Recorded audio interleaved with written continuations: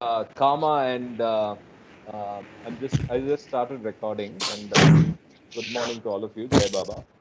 So on Jai screen is Baba. something Jai that Baba. Jai Baba everybody. So on screen there is something that I've brought up. So I want you to think and tell me what this could be. I'll request Sridhar Mama and Kama to keep quiet. I broke it a little early. I should have waited for everybody. So can you tell me what this is? So this is what we want to achieve, or what we want to the what do you call that? God realization. Okay. Okay. Yeah, Namita? I think whatever the words are, ultimately it's only love that matters. So all these Good. words, as long as they're expressed in absolute submission to the object of love, in this case, Baba, that's all there is. Okay. Any other thoughts that come when you see this? Anybody else? Sunil? It's summary Yeah. of God's peace. Awesome. Awesome, Sunil. What is Summary that? of God speaks, he said. Okay, okay. He's so graphic now. Absolutely. So now watch this. Now watch this. Okay, so this is discourses. So it's not a summary. So it's a little more Summary of sophisticated. discourses. So this is a little more sophisticated than just a summary. So it's a software that I use that basically take all the words in the book, remove all the junk words, A and the, this, whatever, and then based on the number of occurrences of a certain word, it gives the font size. So this is a fascinating exercise. Baba has not used the word love in Godspeed. I'll show you. I'll show you, right? And that's what Don Stevens says in that video. Remember in the video that I talked about? I'll go back to God Speaks. There's hardly a mention of love here. Fascinating, right? Whereas if you think of Baba, the first thing that comes to mind is divine love. And there's no talk of that. There's no karma. It's fascinating. And of course, impressions gets a significant form. Fana is there in the middle, if you can see, right? And the planes, the numbers of the planes are all there, fifth, sixth. Atma is a little small guy. It's not really big yet. But I thought this was a fascinating exercise. So this is live. This is actual uh, uh, words in God Speaks. So this was an interesting. This was in my mind for quite some time, and I wanted to do it. And I'm glad. Brilliant, yeah, very true. And the word gross, soul, subtle.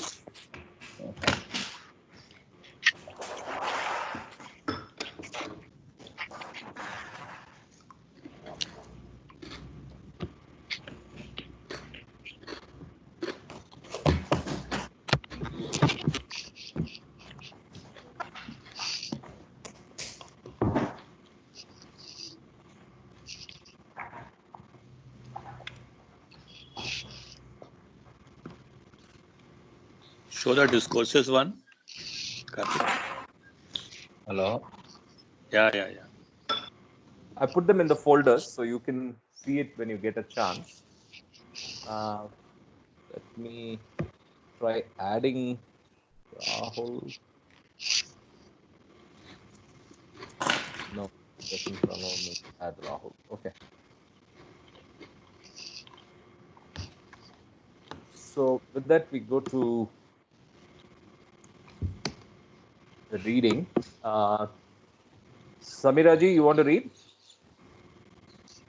Are you okay to read? Maybe you're on mute. Okay. Vidya, you want to read? The seventh reality. Yes, looks like. Okay.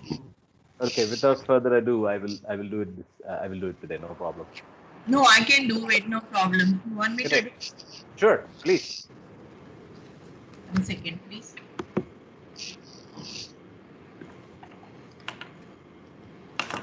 Jai Meher Baba. The seven realities: existence, love, sacrifice, renunciation, knowledge, control, and surrender. I give no promise to creed, dogma, caste, or the performance of religious ceremonies and rites, but to the understanding of the following seven realities. 1. The only real existence is that of the one and only God, who is the self in every finite self. Second, the only real love is the love for the infinite God, which arouses an intense longing to see, know, and become one with its truth, God. Third, the only real sacrifice is that in which, in pursuance of this love, all things, body, mind, position, welfare, and every life itself are sacrificed. Fourth, the only real renunciation is that which abandons, even in the midst of worldly duties, all selfish thoughts and desires. Fifth, the only real knowledge is the knowledge that God is the inner dweller in good people and in so-called bad, in saint and in so-called sinner.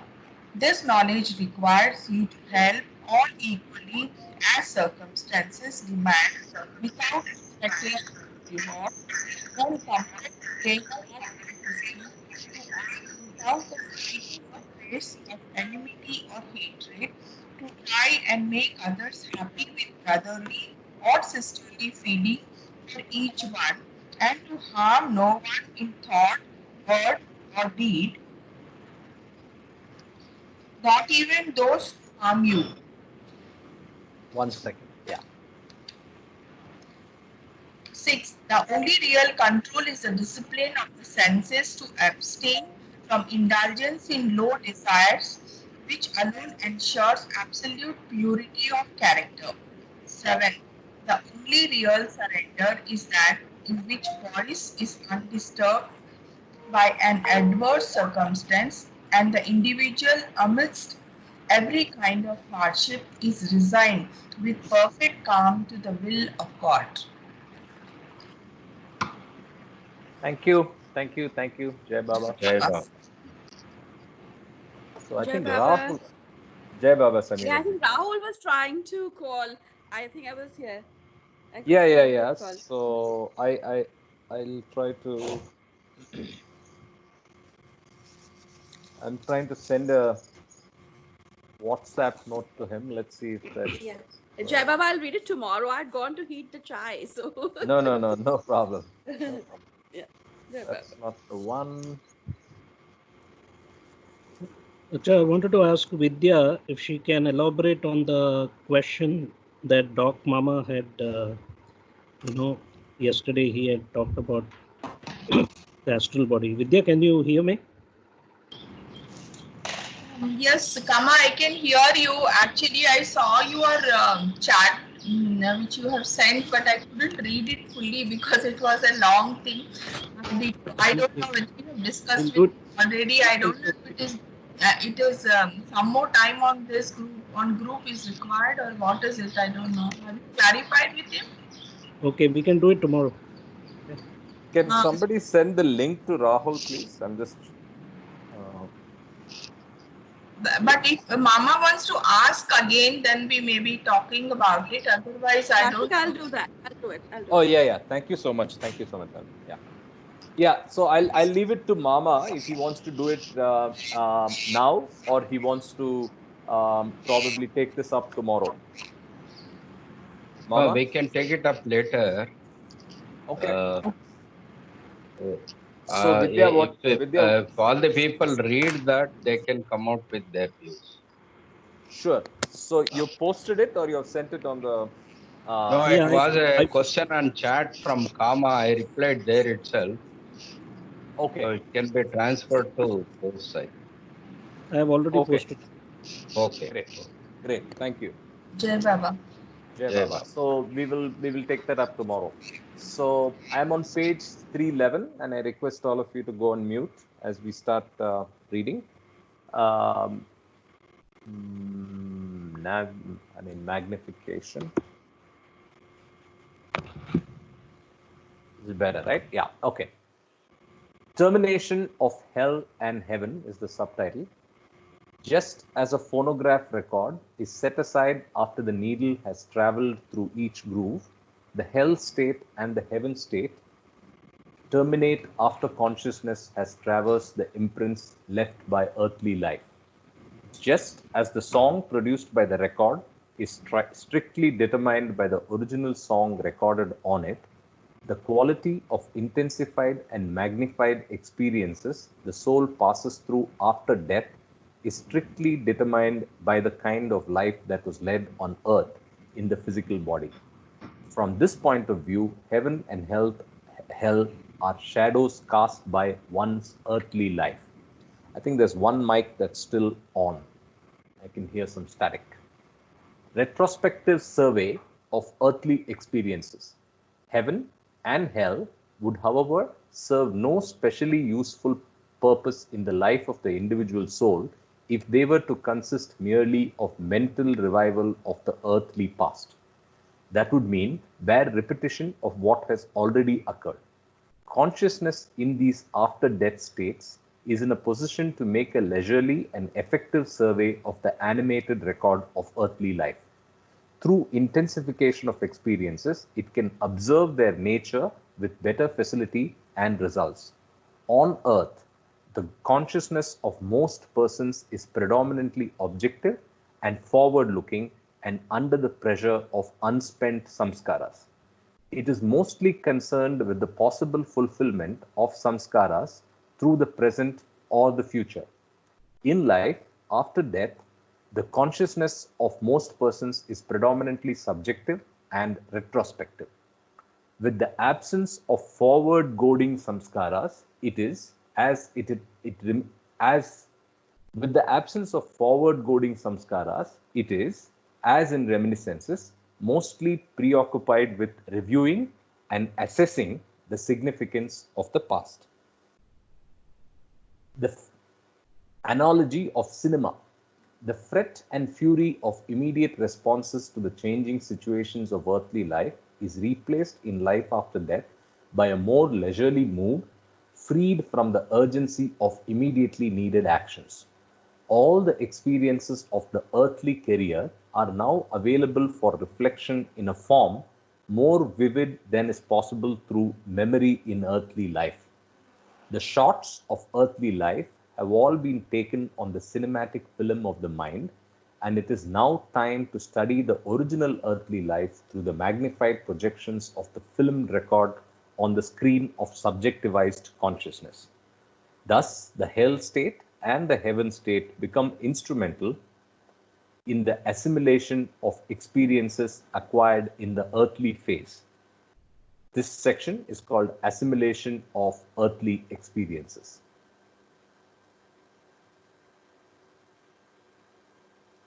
And the individualized soul can start its next incarnation in a physical body with all the advantages of digested experience. The lessons learned by the soul through such stock-taking and reflection are confirmed in the mental body by the power of their magnified suffering or happiness. They become, for the next incarnation, an integral part of the intuitive makeup of active consciousness, without in any way involving detailed revival of the individual events of the previous incarnation. The truths absorbed by the mind in the life after death become in the next incarnation a part of inborn wisdom. Developed intuition is consolidated and compressed understanding distilled through a multitude of diverse experiences gathered in previous lives. This is a powerful summary. Developed intuition is consolidated and compressed understanding distilled through a multitude of diverse experiences gathered in previous lives. Heaven and hell and release of wisdom. Different souls start with different degrees of intuitive wisdom as their initial capital for the experiments and adventures of their earthly careers.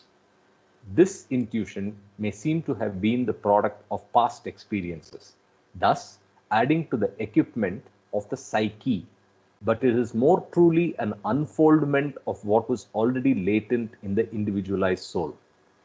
From this deeper point of view, the experiences of earthly life, as well as the reflective and consolidating processes they are subjected to in life after death, are merely instrumental in gradually releasing to the surface the intuitive wisdom already latent in the soul from the very beginning of creation.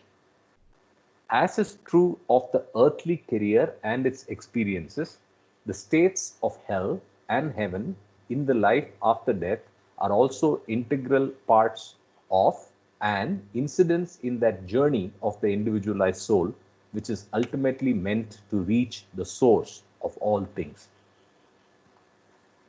That ends part 2. So I can take a pause if there is any comments and discussions. I think Rahul is trying Yeah, to. Jai Oh, Baba, sorry. Rahul is, yeah. Yeah, but Yeah, sorry, Jai Baba. Rahul is trying to get in, and I just don't know how to message him. So, please. so if you've noticed me do this, it's basically a knock that I hear on my Teams window. And Tell me, how can I? no, but then I have not heard him knock. Maybe he's going to the wrong link each time. He's trying to call. I don't know, and he's also messaged. So I don't know how to send him the link. What is his email? Maybe I can send him a link. Yeah. 1 second. I will. Meher Second Life, is it? Yes. Yeah, Meher's that's Second it. Life. Yeah. Meher's Second Life at. Let me find. It must be quite a old one.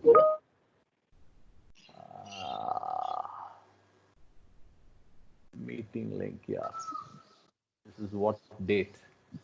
5/5. This must be the one.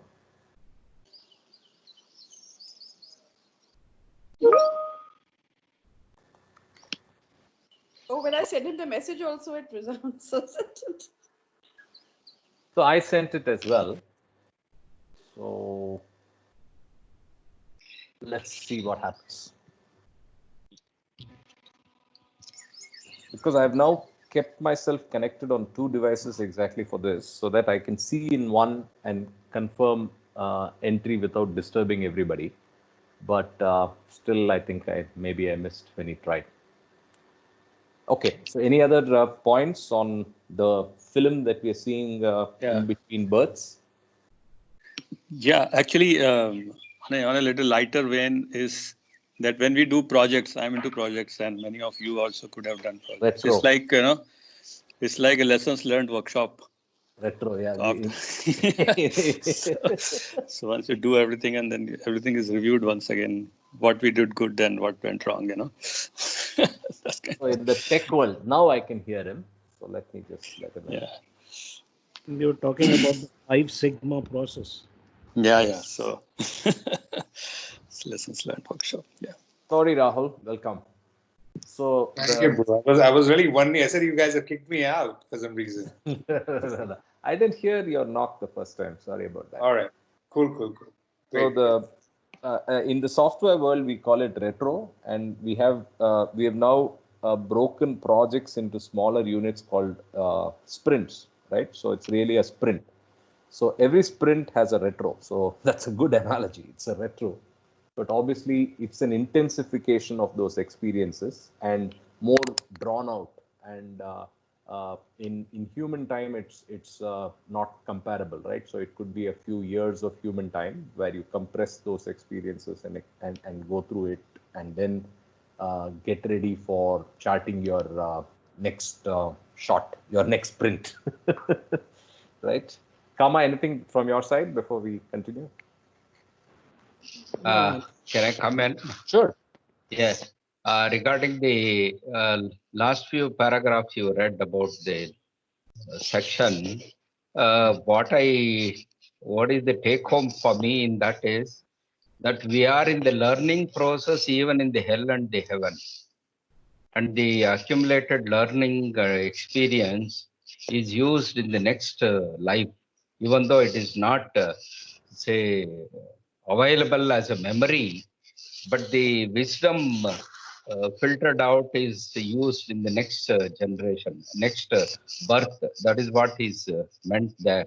That's a point which I was not clear about it. I thought heaven and hell are just a playground where we experience the negative, the opposites of what we had done in the earlier life.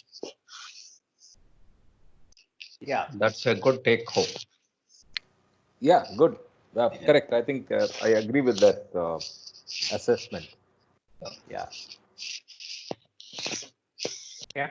So, Kama, is there anything you want to add, or I continue? No, I think I support what Doc Mama said was correct. I think both sides we are unlearning the ignorance.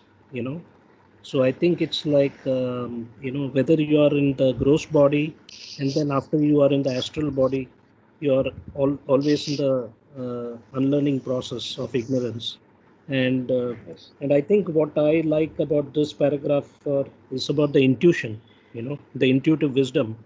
And you will come across in discourses, or probably we have read, that man has gone from the age of animal instinct to the age of analytical reasoning mind. Now it is the age of intuition. That is why I think Baba was talking about the heart all the time. And today, as we all know, information is available to everybody, to all the 7 billion people in the world. So now it's more about the heart than the mind.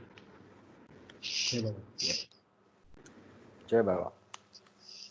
Okay, so with that, I will continue. It's part 3, the existence and the memory of past lives. Gateways of birth and death. Those who have immediate access to the supersensible truths concerning the life of the soul and its reincarnation know through their unclouded perception that so-called birth is only an incarnation of the individualized soul in the gross sphere. The unbroken continuity of the life of the reincarnating soul is punctuated by birth and death, both of which are comparable to gateways in the stream of life as it advances from one type of existence to another. Both are equally necessary in the greater life of the soul, and the interval between death and birth is as necessary as the interval between birth and death. Demands of intuition. As is true of those who consider death to be the termination of individual existence, those who consider the birth of the body to be its beginning are also confronted with a conflict between their false assumptions and the claims of rationalized intuition. From the standpoint of individual justice, the uneven distribution of good and bad in relation to material happiness or prosperity seems seriously to impinge the rationality and justification of the entire scheme of the universe. To see the virtuous at times suffering deeply and the vicious possessing the amenities of pleasure creates insurmountable difficulties for anyone who prefers to look upon life as being meant to fulfill an eternal and divine purpose. Tendency to accept deeper explanations. Unless there is some deeper explanation forthcoming, the human mind is riddled with agonizing perplexities that tend to embitter a person's general outlook on life and foster a callous cynicism. This, in many ways, is even worse than the deepest personal sorrow that death may cause. But in spite of all appearances to the contrary, the human mind has in it an inborn tendency to try to restore to itself a deep and unshakable faith in the intrinsic sanity and value of life. Except where artificial resistances are created, it finds acceptable those explanations that are in conformity with this deeper law of the spirit. Effect of getting a new brain. Those who have direct access to the truth of reincarnation are even fewer than those who have direct access to the truth of the immortality of the individual soul. The memories of all past lives are stored and preserved in the mental body of the individual soul, but they are not accessible to the consciousness of ordinary persons because a veil is drawn over them. When the soul changes its physical body, it gets a new brain, and its normal waking consciousness functions in close association with the brain processes. Under ordinary circumstances, only the memories of the present life can appear in consciousness because the new brain acts as a hindrance to the release of the memories of those experiences that had been gathered through the medium of other brains in past lives. In rare cases, in spite of the resistance offered by the brain, some memories of past lives leak into the present life in the form of dreams that are completely unexplainable in the terms of the present life. This section is called Memory of Past Lives. An individual may see persons in his dreams whom he has never seen in his present life. It often happens that those who appeared in the dreams were persons whom he had met in his past lives. But of course, such dreams, when they are of the ordinary type, cannot be treated as a memory of past lives. They merely indicate that the imagination at work in the dreams was influenced by information taken from past lives. The real memory of past lives is clear, steady, and sure like the memory of the present life. When it comes to an individual, he no longer has any doubt about his having existed in several previous lives along with many other individuals. Just as he cannot doubt his own past life in the present incarnation, he cannot doubt his life in past incarnations.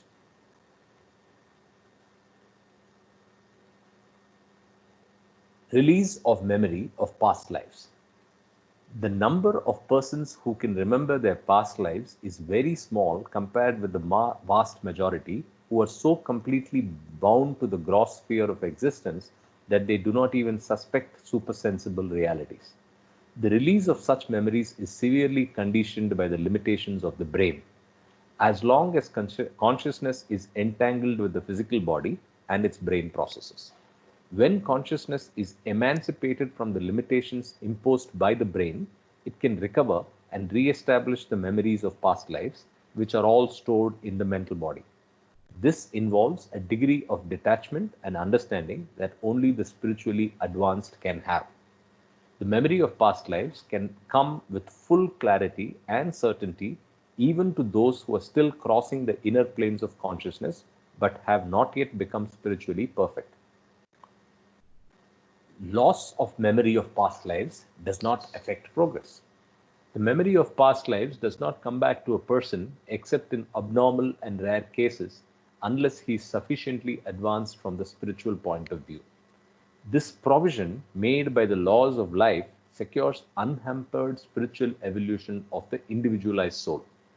At first view, it might seem that the loss of memory of previous lives is a total loss, but this is far from being so. For most purposes, knowledge about past lives is not at all necessary for the guidance of the onward course of spiritual evolution. Spiritual evolution consists in guiding life in the light of the highest values perceived through intuition and not in allowing it to be determined by the past. In many cases, even the memory of the present life acts as an obstacle for certain adjustments demanded by the spiritual requirements of the changing situations of life. The problem of emancipation may, in a sense, be said to be a problem of securing freedom from the past, which, in the case of those who are bound to the wheel of birth and death, inexorably shapes the present life. Life, shielding from complications, is the next section. Life would be infinitely more complicated if one who is not spiritually advanced were burdened by the conscious memory of numberless past lives. He would be dazed and unsettled by the diversity of settings in which persons would appear to him in the light of his memory. He is not called upon to face such confusion, however, because he is shielded from the resurrection of the memory of past lives. Things and persons come to him in a limited and definite context and setting, with the result that he finds it easy to determine his actions and responses in the light of what he knows from the present life. This does not mean that his actions and responses are entirely determined by what he knows from his present life. All that has happened in past lives also has its own unconscious but effective share in determining his actions and responses. In spite of the actual influence of past lives, the fact remains that since he is shielded from the resurrection of conscious memory, his consciousness is not subject to the confusion that would result if the conscious memory of past lives were among the data he had to consider for the purpose of determining his actions and responses. Conditions for release of memory. The resurrection of the memory of past lives can be faced without confusion or loss of balance only when the person has become desireless and has lost all feeling of mine and thine. Those whom he once looked upon as belonging to him might be seen in the present life belonging to someone else. And if he were to continue his attachments and supposed claims, he would create untold complications, misery, and confusion for himself and others. Possessiveness of all types has to be purged from the mind if the aspirant is to be spiritually prepared to withstand the disturbing influence of memories from past lives. Spiritual preparation. When an individual is spiritually prepared, he is completely desireless and full of impersonal love. All entanglements of the personal ego have disappeared from his mind. He can look upon his old friends and enemies with the same equanimity. He is so lifted out of his limitations that he is the same to relations and non-relations from his past and present lives. He is free from the idea of any pressing claims and counterclaims on his part against others or of others against himself, because he has realized the deeper truth of the unity of all life and the illusoriness of mundane happenings.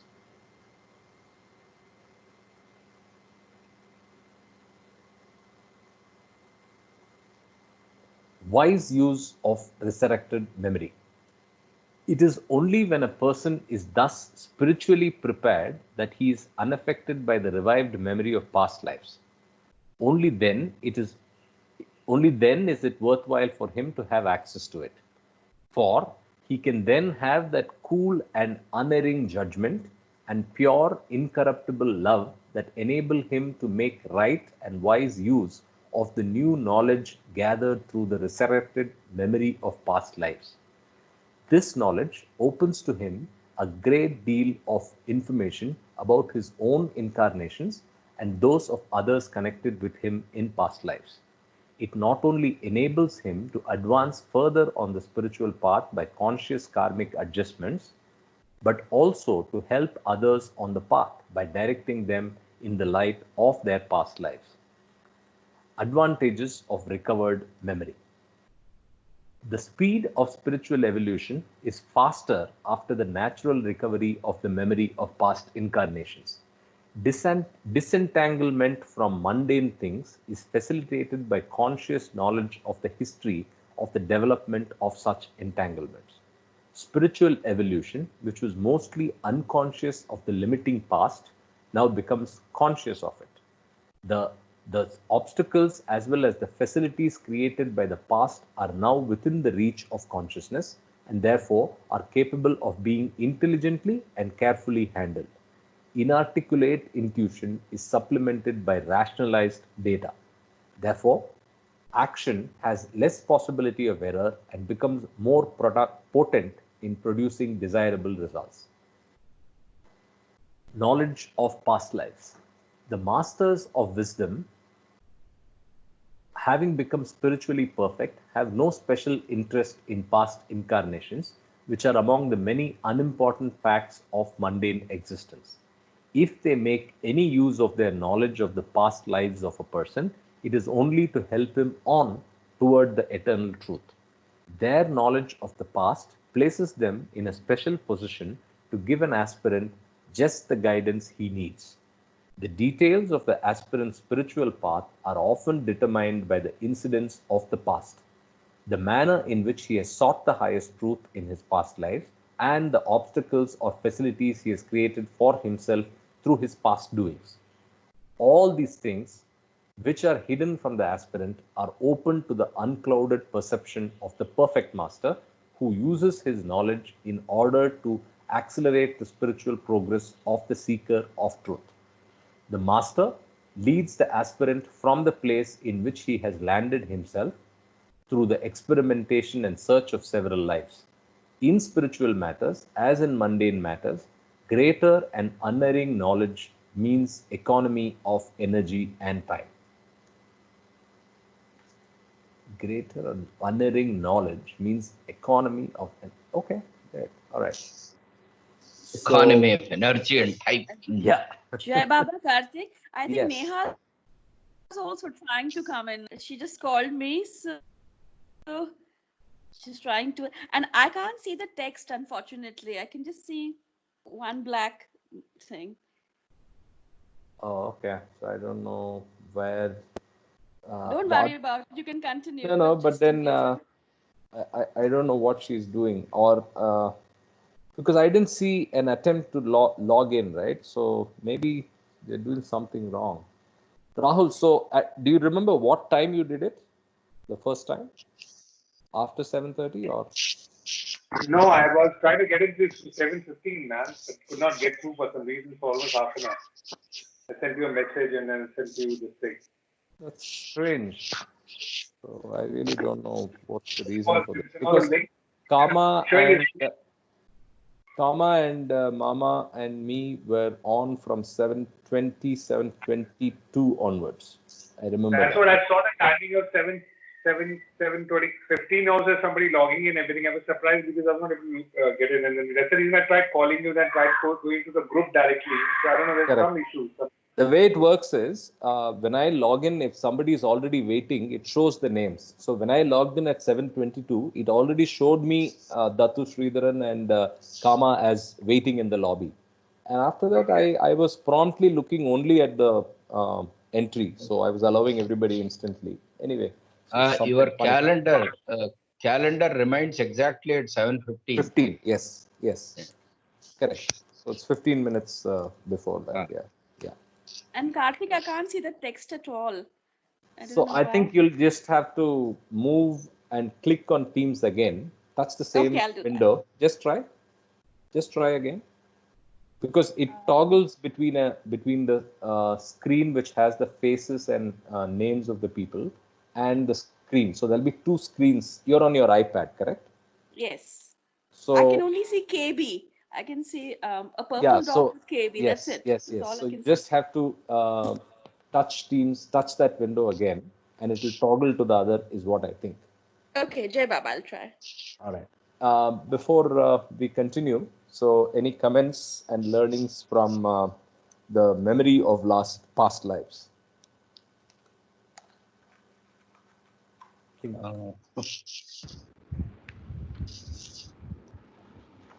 I guess Vidya will be able to give flavor on this, but what I have understood is that I think I'd earlier mentioned that we don't recall memory of past lives because we are not capable of, handling it.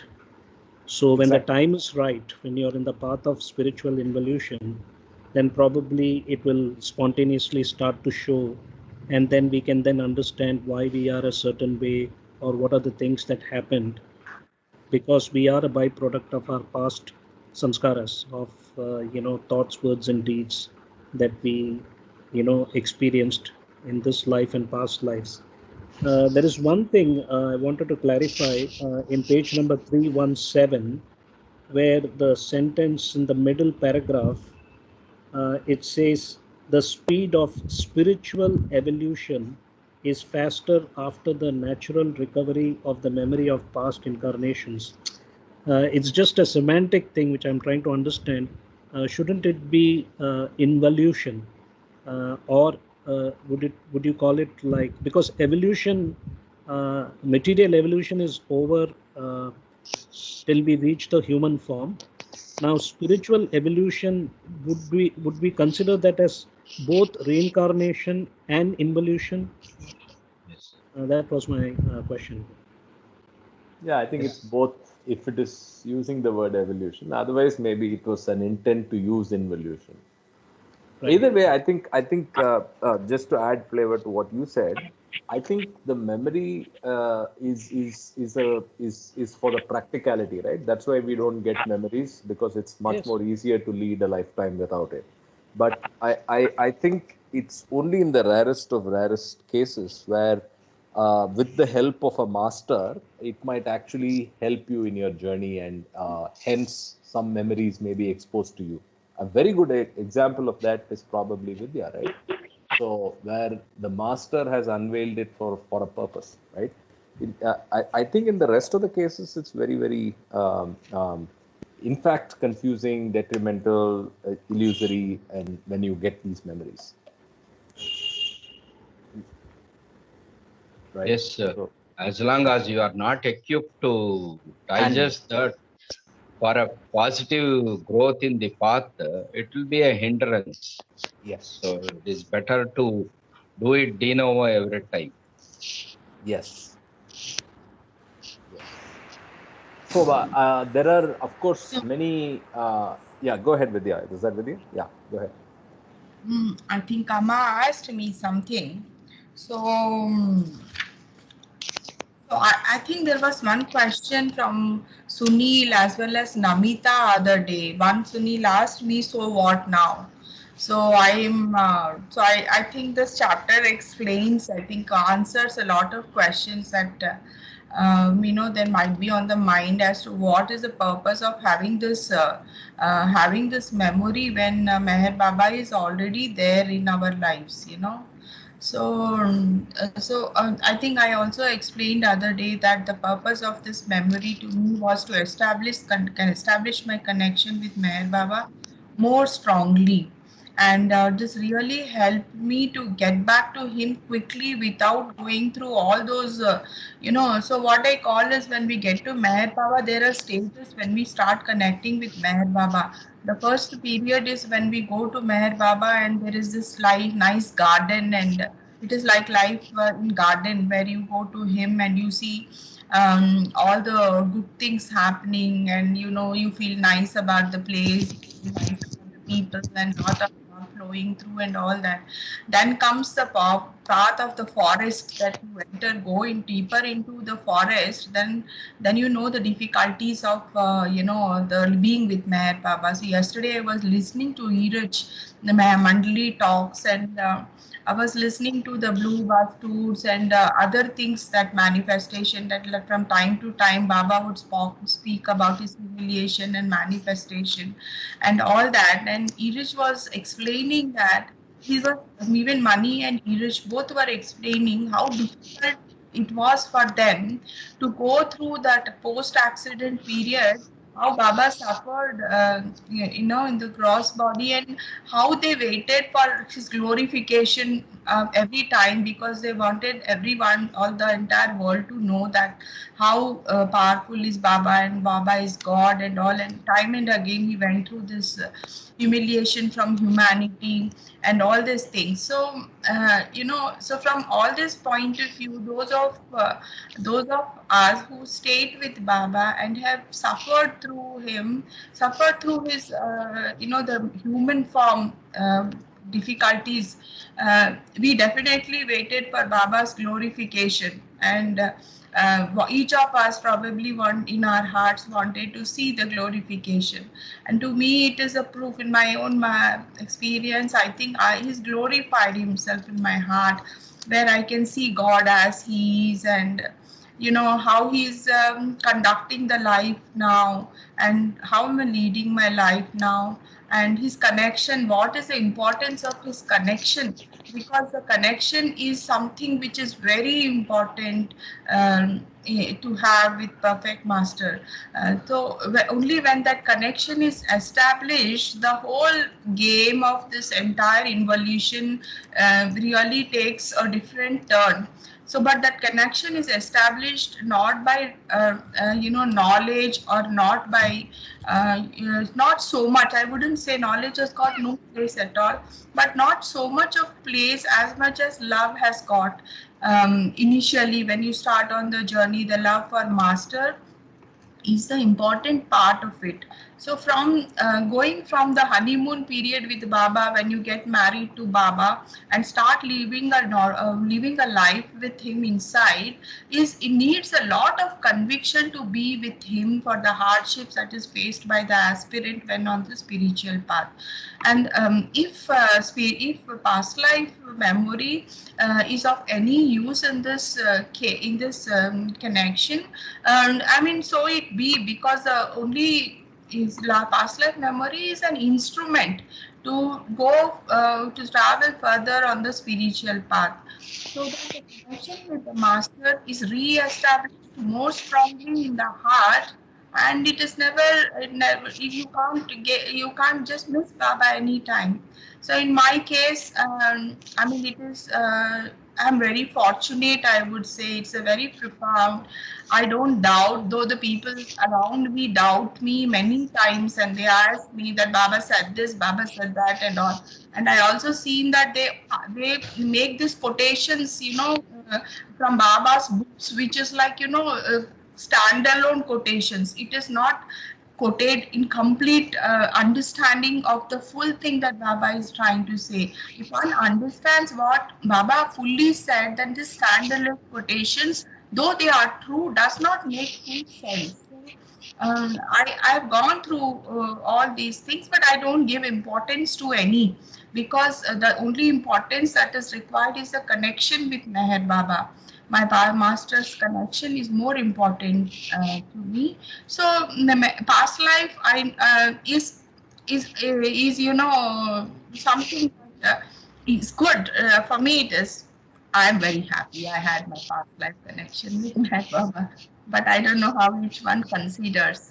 So I don't know if all the questions. I think my talk last time would have raised a lot of questions, and I mentioned this chapter on the chat, said that this is the page number and this is the thing where Baba has mentioned that past life connection will be given to the people for whom it's necessary. For me, it worked. So I think that's why he's given it to me. Okay. Yeah. So I don't know, Kama, your question specifically. I don't know that you had any specific question. I think it would. No, I thought this particular chapter was very relevant to your experiences, so I thought it would be nice to have some. Yeah. I don't know if Yeah. it does it address, or does it make, have I said things that you wanted to listen? You like listen to your voice. Your calls are pretty long. Okay. Chalo. Thank you so much, Jai Baba. God bless everyone. Jai Baba. Jai Baba. So we will continue. So the next one is part 4, page 319 on the physical. This is about specific conditions of an incarnation, part 4. Sex, a specific form of duality.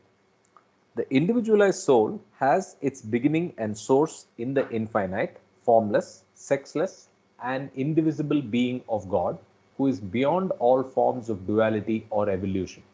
With the beginning of the individualized soul, there is the beginning of duality and evolution through the specific form of duality consisting in the distinction and attraction based upon sex makes its appearance at a later stage of evolution.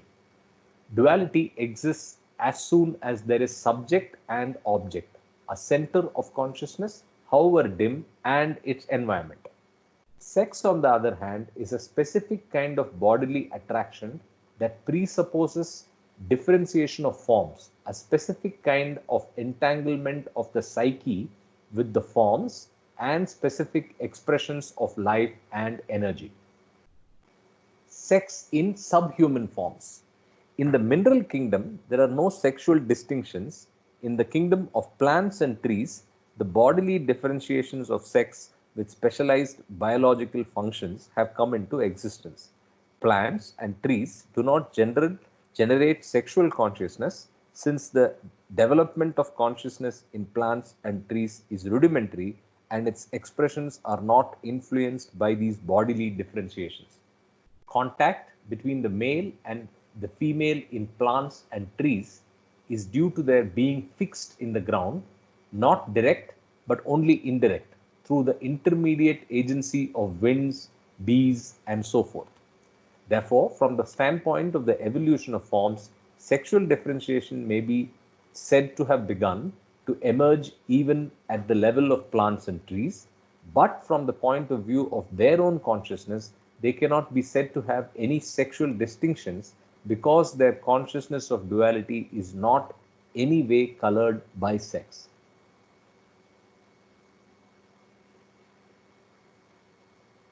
In the evolution of sexual duality, plants and trees stand midway between minerals, which have no sexual differentiation, and birds and animals, which have it in its complete form. Just before the soul incarnates in the first human form, it arrives at full consciousness and energy in its last animal form, which it then drops to take a human body. Reincarnation of the individualized soul through human forms is preceded by its successive incarnations in the subhuman forms. Psyche modified by sex. In animals, sex not only expresses itself through the bodily differences and activities, but is a deep-rooted factor that affects consciousness. Since humans inherit their bodies as well as consciousness from highly evolved animals like apes, humans also find themselves subject to sexual duality. In humans, sex is so completely developed that it is no longer a matter merely of the body. It substantially modifies the psyche, which seeks its expression through the body in accordance with whether the form is male or female. Male and female incarnations.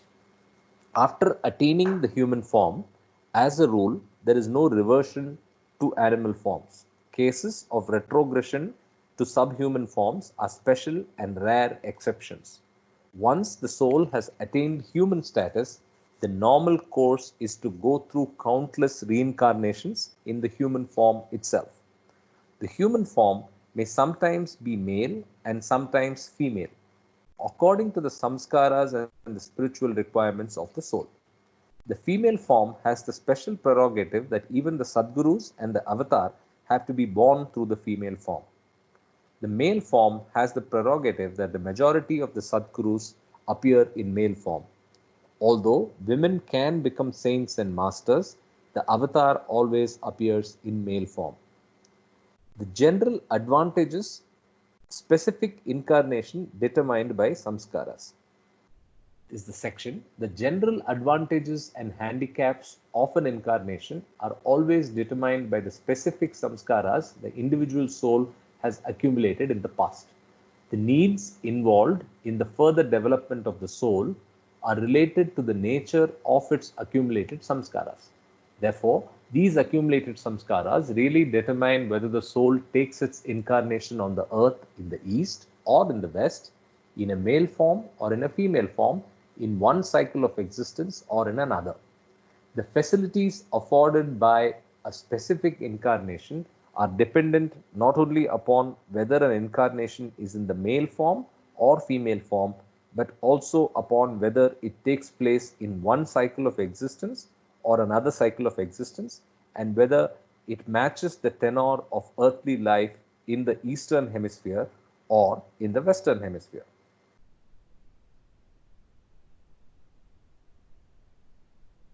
East and West.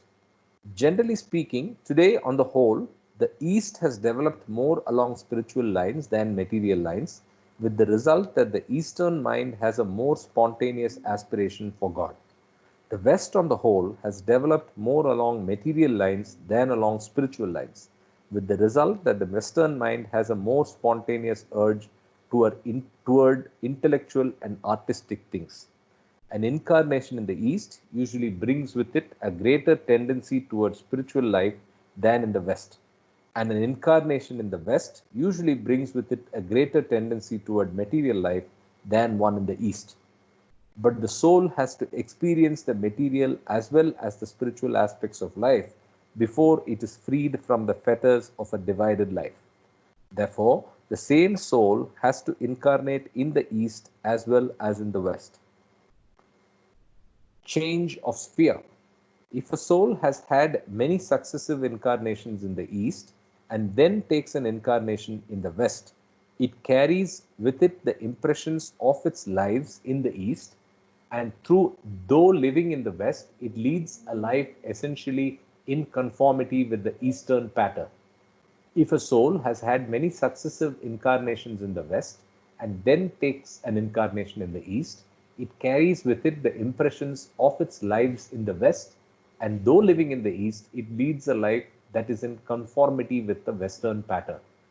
Sometimes one may thus have, for example, a European soul in an Indian form or an Indian soul in an European form. It must be borne in mind that this distinction is only relative to past incarnations and sanskaras, and the soul as such is beyond such distinctions.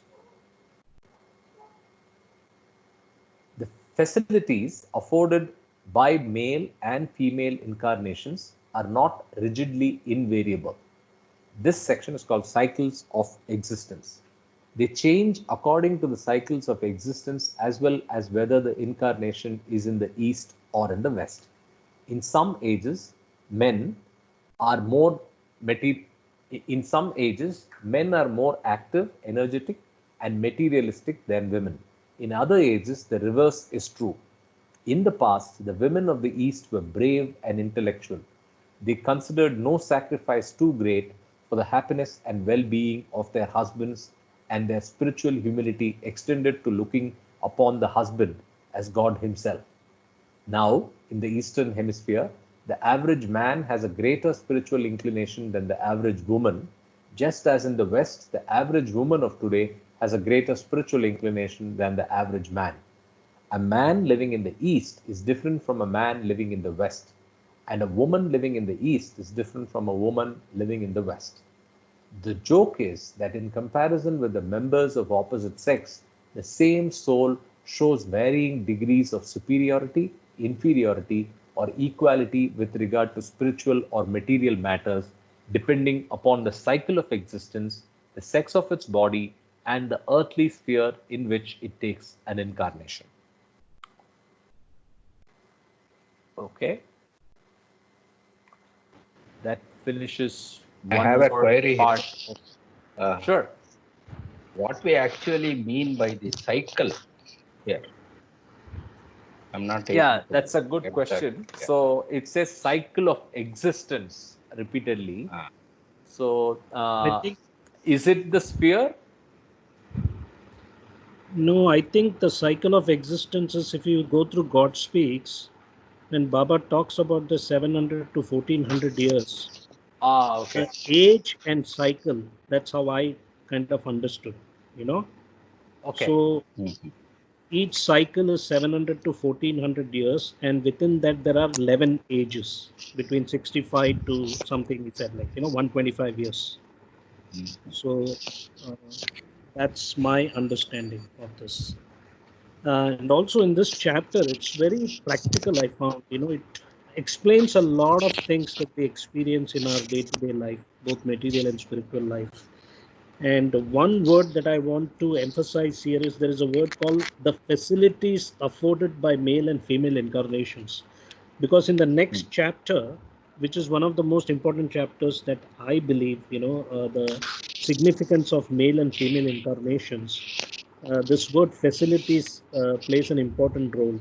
And also the word sexual duality, So this chapter, you can keep talking about it, So I'll just leave it here if there is any question. Is there any question?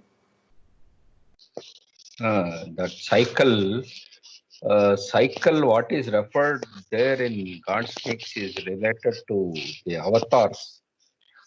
But whether it is related to any individual soul as such, and do we have a cycle, or is it the process of number of reincarnations that we go through before the proper ascent?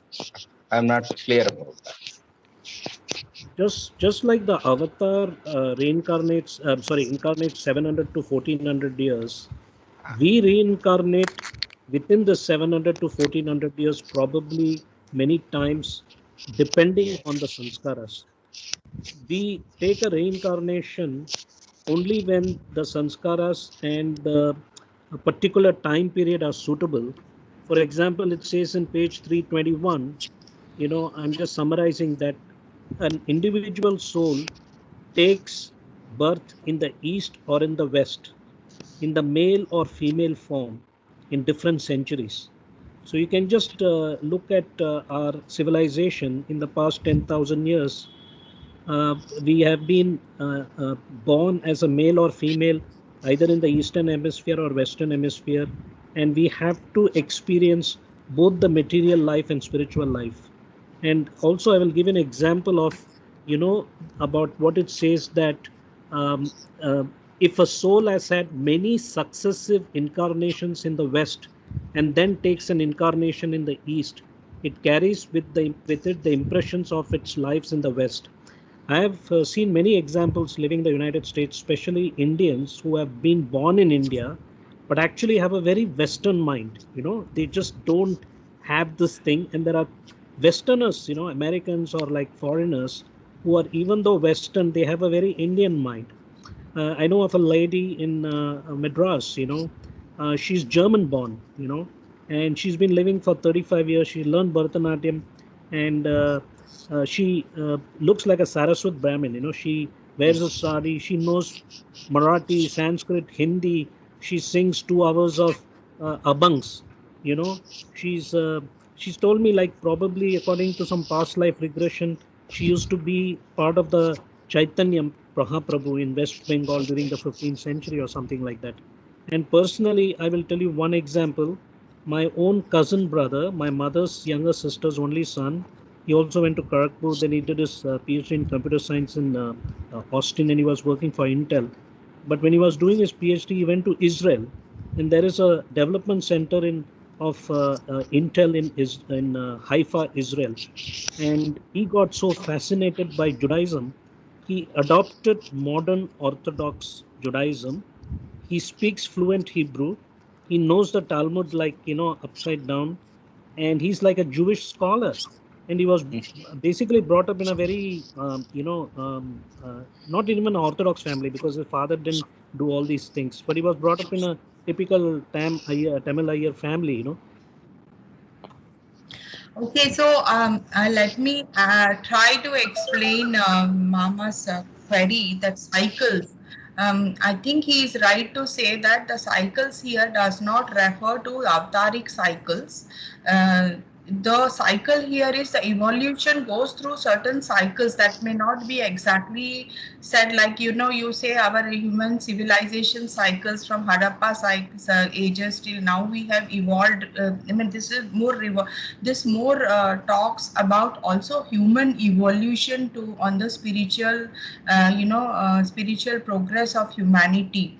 So it talks about, there may not be a specific number of years that we can link to say that this is the one cycle, this is another cycle. But by and large, a cycle, it refers to saying that for some time, in humanity, the women were more spiritually oriented, and for another time, men were spiritually oriented.